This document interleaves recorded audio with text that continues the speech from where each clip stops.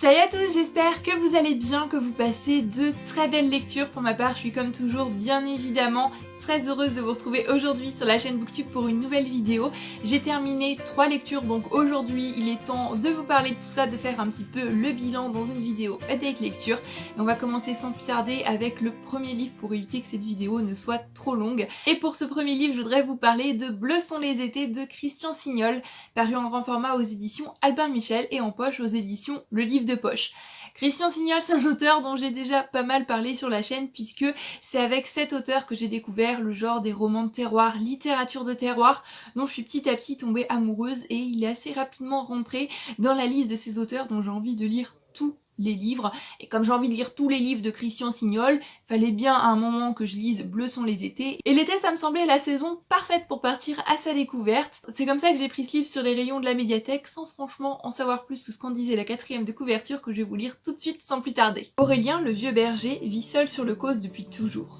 L'existence lui a refusé la compagne qui aurait adouci ses jours, et pire encore, la descendance à qui il aurait transmis son héritage de terrien élevé sous les étoiles, loin de ces villes qu'il n'a jamais vues.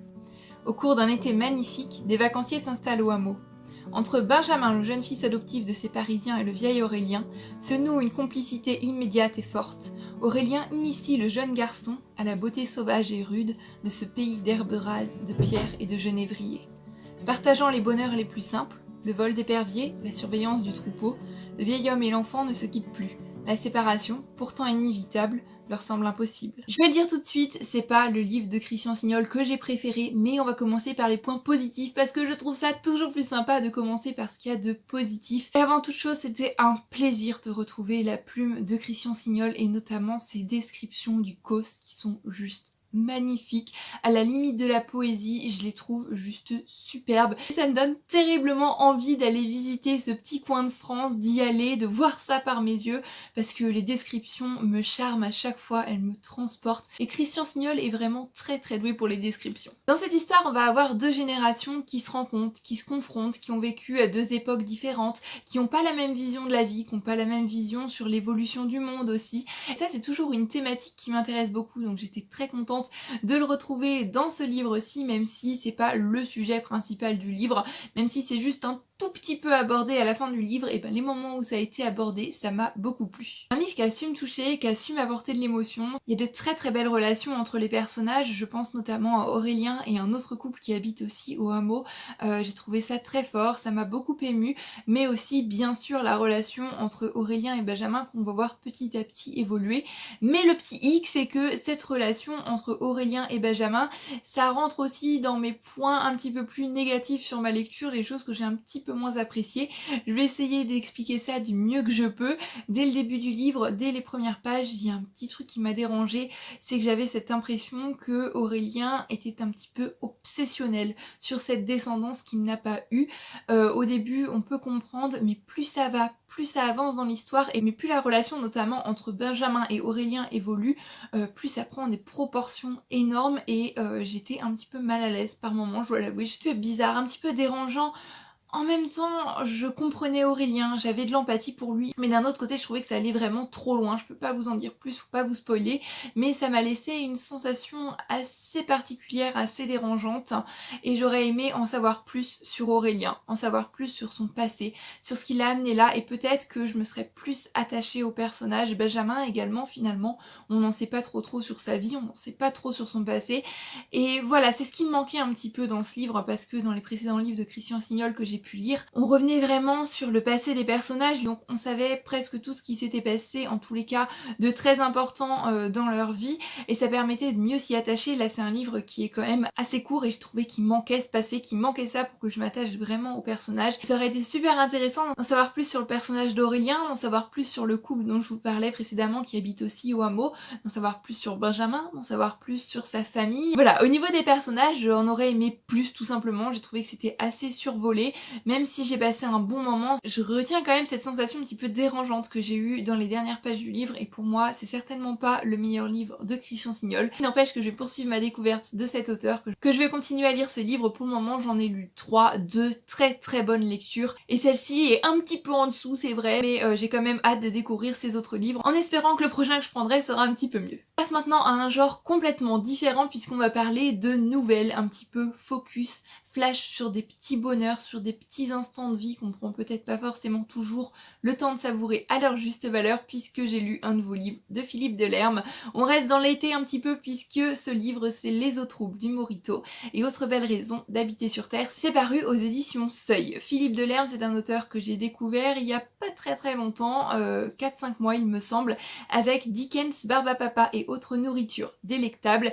Et dans ce livre, l'auteur nous proposait de revenir sur ces petits instants de l'enfance. C'est un livre que j'ai beaucoup aimé, qui était plein de nostalgie, mais malheureusement j'étais passée à côté de pas mal des petites nouvelles, pas mal des petits flashs, tout simplement parce que l'auteur parlait de ses souvenirs à lui, de son enfance. On n'a pas le même âge, on n'a pas vécu nos enfances à la même époque, donc il y avait des références que j'avais pas toujours forcément, des nouvelles à côté desquelles j'étais un petit peu passée, mais j'en gardais un très bon souvenir. C'était une très bonne lecture, entre deux lectures peut-être un petit peu plus lourdes, c'est juste parfait. Un livre qui m'a fait beaucoup de bien et j'avais vraiment très envie de découvrir d'autres livres de Philippe Delerme pour voir si c'était toujours le cas.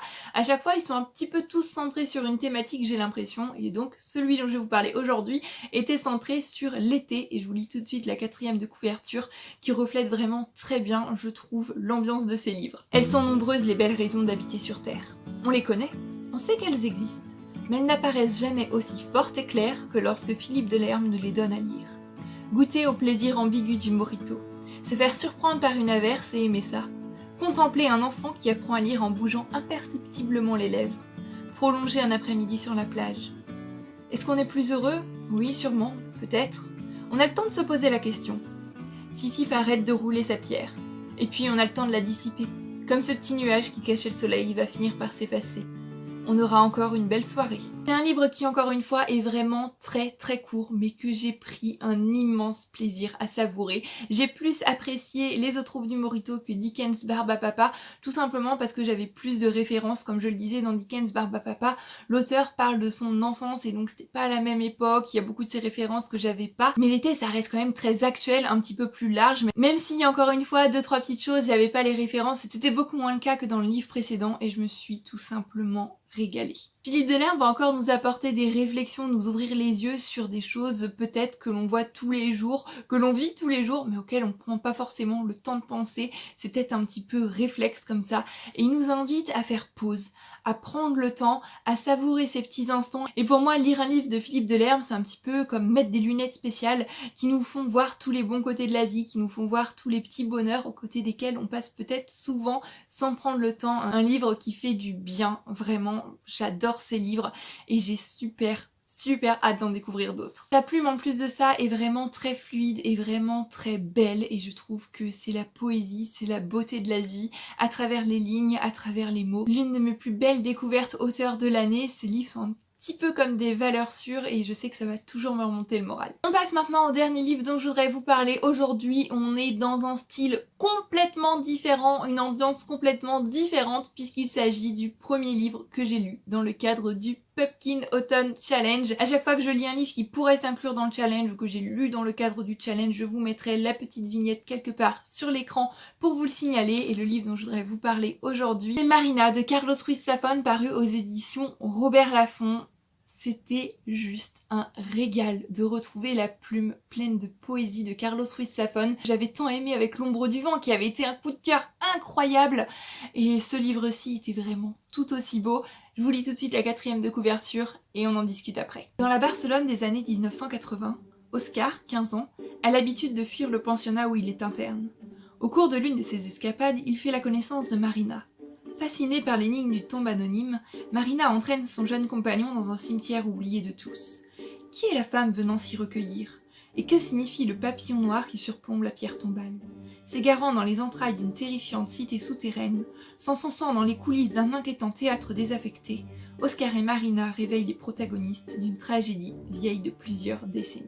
Ça a été une très très belle lecture comme j'ai déjà dit. Bien sûr c'est un plaisir de retrouver la plume de Carlos Ruiz Zafón que je trouve si belle, que je trouve envoûtante. On voit qu'il a réfléchi à chaque mot, à chaque tournure de phrase. Il sait nous embarquer complètement dans son univers.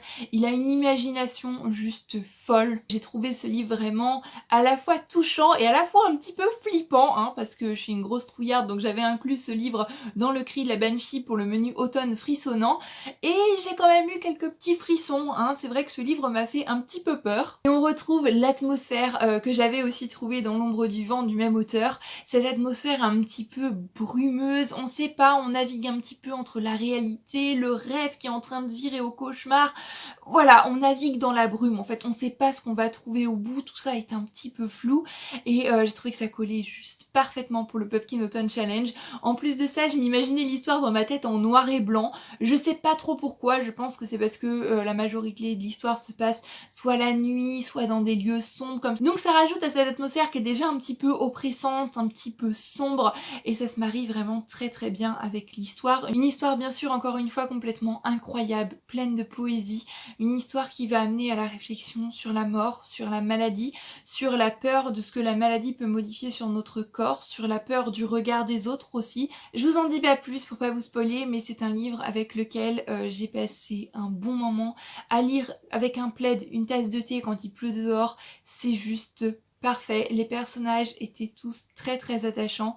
Il n'est pas très épais, mais j'aurais aimé qu'il dure un petit peu plus longtemps. Comme vous le voyez, il y a quelques petites citations que j'ai appréciées parce que j'y ai un petit peu postité.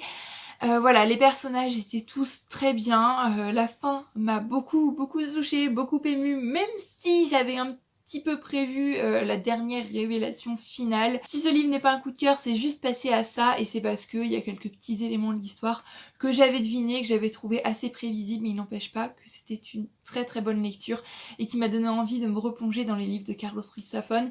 Et il est fort possible que cet auteur rentre prochainement dans la liste des auteurs dont j'ai envie de lire tous les livres, et je commencerai bien par me relire L'ombre du vent, qui est une petite briquette mais que j'ai lu il y a quelques années maintenant. Et ouais, j'ai pas mal envie de le relire après avoir terminé cette lecture-ci. Et je me suis dit que ça pourrait être sympa avant de terminer cette update lecture de vous lire 2-3 petites citations. Donc si ça vous intéresse, c'est parti. J'ai suivi leur exemple.